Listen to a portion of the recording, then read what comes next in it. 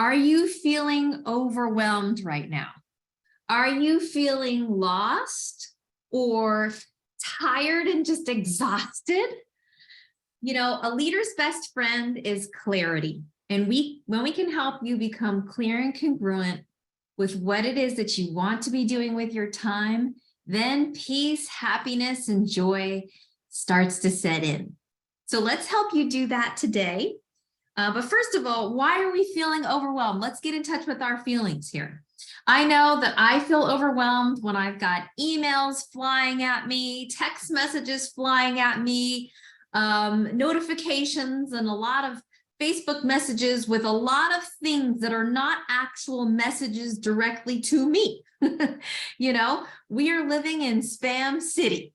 That is, you know, in 2022, I feel like we have gotten more spam emails coming in, fake phone calls from people. They're not even robocalls when I answer. There's nobody that answers. Have you ever gotten those calls?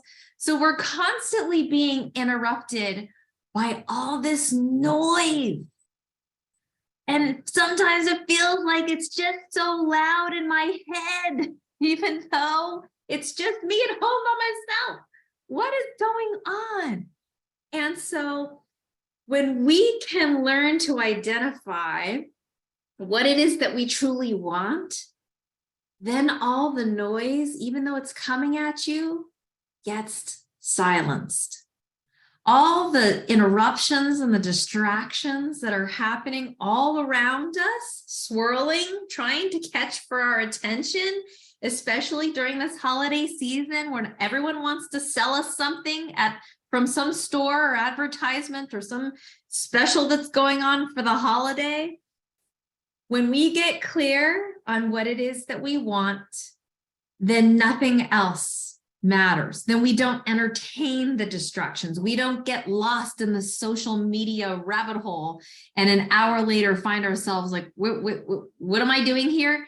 Even though I was there to post something for business or specifically just one thing, all of a sudden I'm responding to the 20 different messages and likes and comments that were on my post. So let's take a minute to find out what it is that we want. This is a question that I'm actually asking you, yes, you, right now. So everyone get out a piece of paper, fresh piece of paper and pen. Okay, this is a working workshop today. My question for you is, what is it that you really want? What do you want for your life right now? Just stop what you're doing and write it down. Or if you're driving, say it out loud. What is it that you want? I'll tell you what I wrote down today because I felt like I had all this noise swirling in my head and all these, you know, notifications and people wanting of my time to get on this call and that thing that had nothing to do with my goals, right? I want a clean and organized home. I want children who know and love the Lord. I want a clean and organized garage. I want to be focused and productive in my work. I wrote all these things down. I want an organized office. Obviously, as you could tell, Liz needs help getting organized right now at my house. So what is it that you want? Maybe you're saying, I just want to start eating healthy and taking better care of my health. I just want to be able to spend some quality time with my child uninterrupted by all these other things. You know, what is it that you want? I want you to take a minute and write it down. What is it that you want? What do you want for your life in the immediate? What is it that you want for your life for this month of December? And what is it that you want for your life beginning in January 2023? And what we're going to do here is we're going to go into breakout rooms where you'll get a chance to share. So let me pull that up here. And then when we come back from the breakout rooms, we're going to share with you how to get congruent and how to get focused. So you're living the life you want to live instead of answering emails all day and responding to people's requests of you, which were not in your plan. It's important when you can discuss and chat with a friend what it is that you truly want. Sometimes I learn what I want while I'm actually saying it. Like I'm a talkative thinker, if that makes sense. I say my thoughts out loud, and then I'm able to form what it is that's really going on here. So now that we've shared and you have on paper what it is that you truly want, let's pay attention to those things. You know, for example, I walk by my unorganized, messy garage every single time I get out of my car and walk into my house. And then I self-loathe myself for it because that's incongruent with who I want to be, which is a neat and organized person, to feel neat and organized. But I'm living in this chaos of this. You don't want to, I mean, you do not want to see my garage. And in fact, if some of you are coming over my house over the holidays for, we're going to do a little vision board party. You're all welcome to come on the New Year's Eve. There's so much shame in the garage. So much shame. It's all my fault. This is my husband, everybody. By the way, my father came in, who lives across the street. He came into my house the other day. He goes, "Why is your garage so messy? Today's trash day. Why don't you throw away all this stuff?" I'm like, "Yes, Dad. Yes, yes." And Ray has seen it. Yes. Anyway, besides my garage, we want to get congruent. Okay, we want to get congruent with what we want. And you don't have to wait for what you want. You can start doing it now. You know, let's just, you know, Betty wants that vacation she's been wanting to take. Well, even though maybe you might not be in a position to take that vacation today for time and resources, but you can start chipping away at it. You can start chipping away at it by start saving a few dollars every day or every week towards it, and start planning and making plans for it and searching on the web for it, right? Searching the dates, the location, the activities, the excursions. You can start making those plans for what it is that you want. Now, when we talk about what it is that we really want, I'm not talking about being greedy. I'm not talking about greedy. I'm talking about getting congruent with who you are and what your values are. Who are you? What do you stand for? What are your values? So, you know, and back to the whole notifications and barraging of advertisements and emails and text messages and all these messages coming from different channels.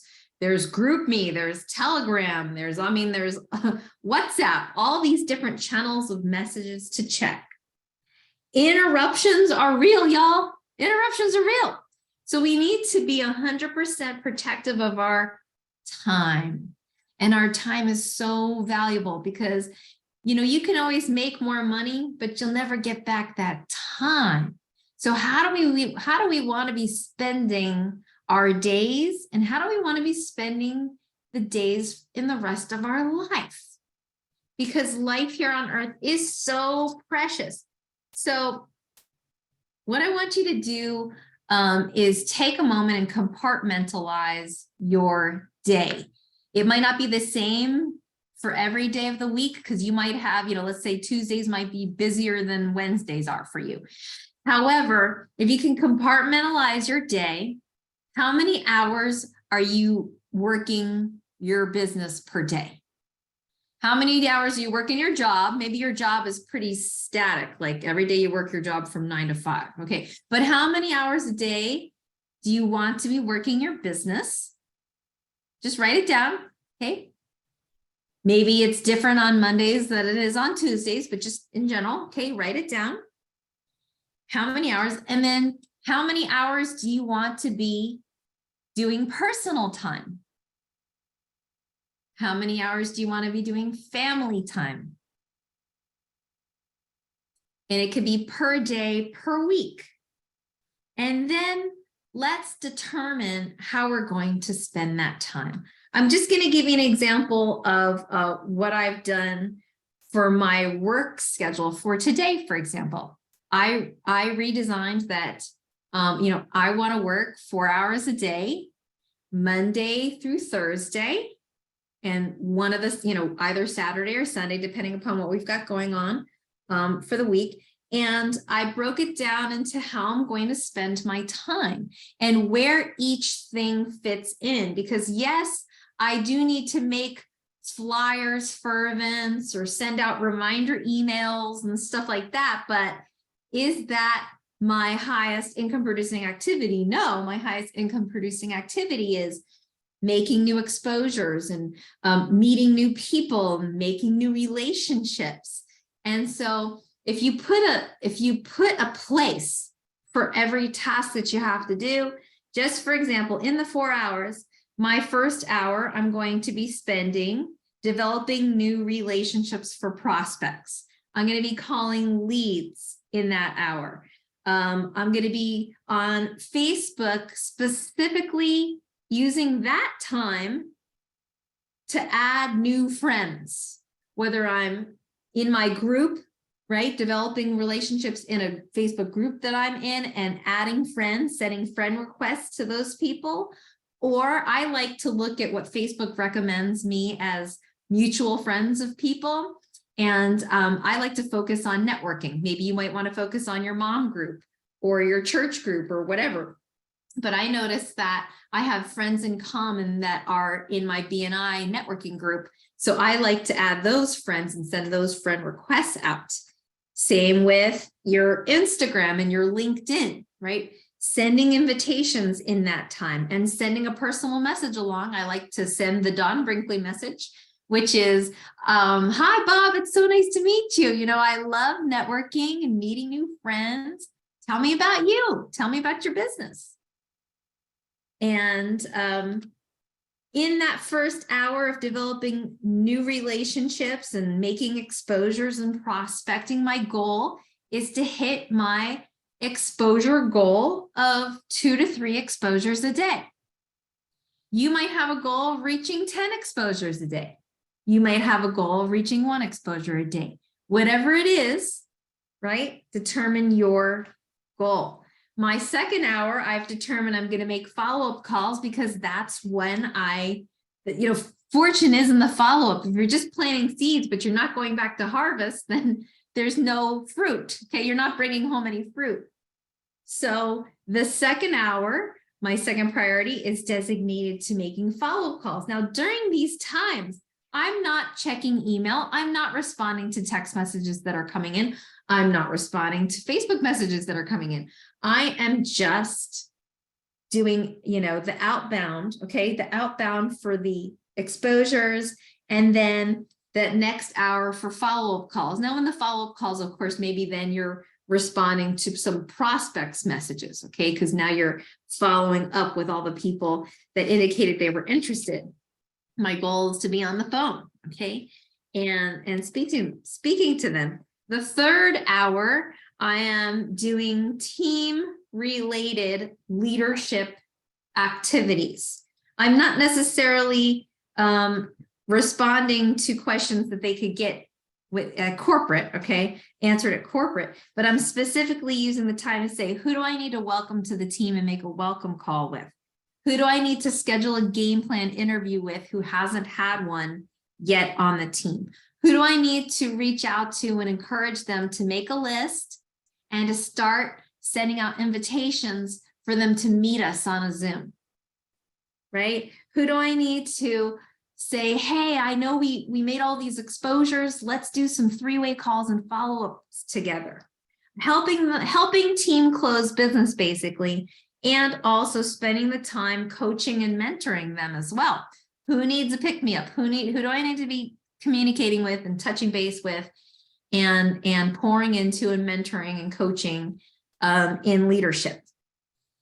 And then my last hour is used to do important tasks, but that are not the first thing I need to do of the day. Does that make sense? So like this is when I'm going to make my flyers. This is when I'm going to send out my emails to the marketplace, to the team. This is when I'm going to check my group me messages and WhatsApp messages, and because it's important to be in the know of what's going on with all the group messages, but it doesn't need to be the first thing that I do first thing in the morning. because then I get to the end of my day and feel like I didn't accomplish what was congruent with what my heart wants, which is to progress, move forward, and get better in the business. Does that make sense? So using that last moment to then respond to emails and text messages and all that kind of stuff, because it's stuff that needs to get done. If it doesn't get done, then then things aren't moving along, or no one else is doing that task. And of course, who else can do that task? Can you delegate that task? Does it have to be you that's doing that? I'm just sharing what I'm personally doing for my own schedule, where I'm at in the business and in my leadership role at this moment. Yours might be heavily weighted on, all exposures and follow-ups, right? And maybe less team, maybe less other tasks to do, but designating how you're going to do that time. And so I actually wrote down, I woke up with all these to-dos. I don't know if you could see, but I woke up with all these to-dos, 1, 2, 3, 4, 5, 6 things that I had to do. But when I actually categorize it, is it going to be done in hour 1, hour 2, hour 3, or the 4th hour of my day? I was shocked to see that each one fell into the category of 4.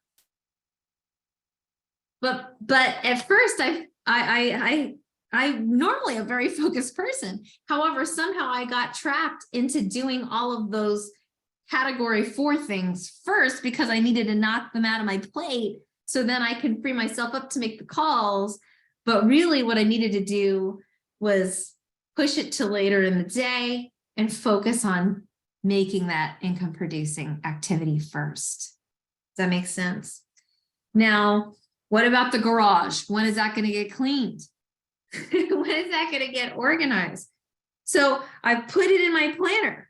I've got a day when I'm specifically doing it on Monday, December 26th. Monday, December 26th, I'm going to finally have a clean garage. I'll take a picture and I will post it, show it to you. Right? For me, that's a good day just because it's the day after Christmas, which is what our family celebrates. And, then I think most people will be off. And anyway, that's when I'm going to designate that time. So what does that look like for you?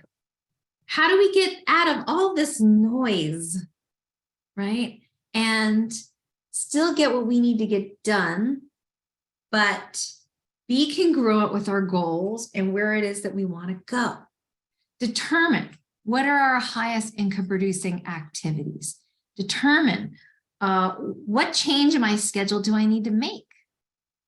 And lastly, when is your energy best? When is your energy best? Are you a morning person? Are you an afternoon person? Are you a night owl?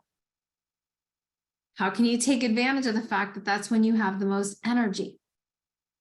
I was listening to a great podcast this week by Craig Groeschel, and he was talking about the 4 forms of energy. He said we have our physical energy, right? Our body, our physical energy. He says we have our emotional energy, our creative energy, and our spiritual energy. And when one of these tanks is feeling empty, we feel like we have nothing left to give. So we want to pay attention to what it is that we can be doing as far as our physical energy. What's my routine for exercising? When am I going to take care of myself and my body? Because when you don't feel good, then you don't feel like doing anything. So when we can increase our physical energy through our routines, through the supplements that we take, our diet and exercise, and our rest, sometimes you just need to take a good nap. Even if it's just 5 minutes, 10 minutes, set the alarm, lay down, close your eyes. Take a good power nap. How about your emotional energy? Are you having enough time alone? Or do you recharge when you're talking to someone else one-on-one or in a large group, getting energized by a lot of people? Do you get recharged emotionally when you take time to sit down and read a book? or sit down, sit outside and get some fresh air with a cup of tea and just look at the trees, look at nature? Do you get recharged when you're listening to music, when you're cooking? How do you get emotionally recharged? How do you fill up that tank? What is it for you? How about when it comes to creativity? I feel depleted sometimes when all I'm doing is responding to messages and responding to my inbox, and I'm not using that time to become creative, to get creative, writing leadership lessons as part of my creativity, creating a Facebook post as part of my creativity, even doing music, right? Writing music or something. What's part of your creativity? Because when we feel stifled and we don't get a chance to use our creative energy, maybe coming up with a promotion for your team, that's part of creativity. Then we feel kind of stifled and burned out. And number 4, what fills your spiritual tank? What's going to fill you up spiritually? For me, it's going to church. For me, it's listening to worship music. It's my battery's low. For me, it's listening to a sermon, and it's also listening to personal development that's positive and encouraging and motivating. What fills up your spiritual tank? Pay attention to these 4 forms of energy. And so in review, what is it that you truly want? Pay attention to that. Let's get back into our calendar and let's look at our schedule. Hey, does my current schedule help me with what it is that I currently want? What it is that I really want to be doing with my time? And how do I fill up my energy tanks? So let's go into some breakout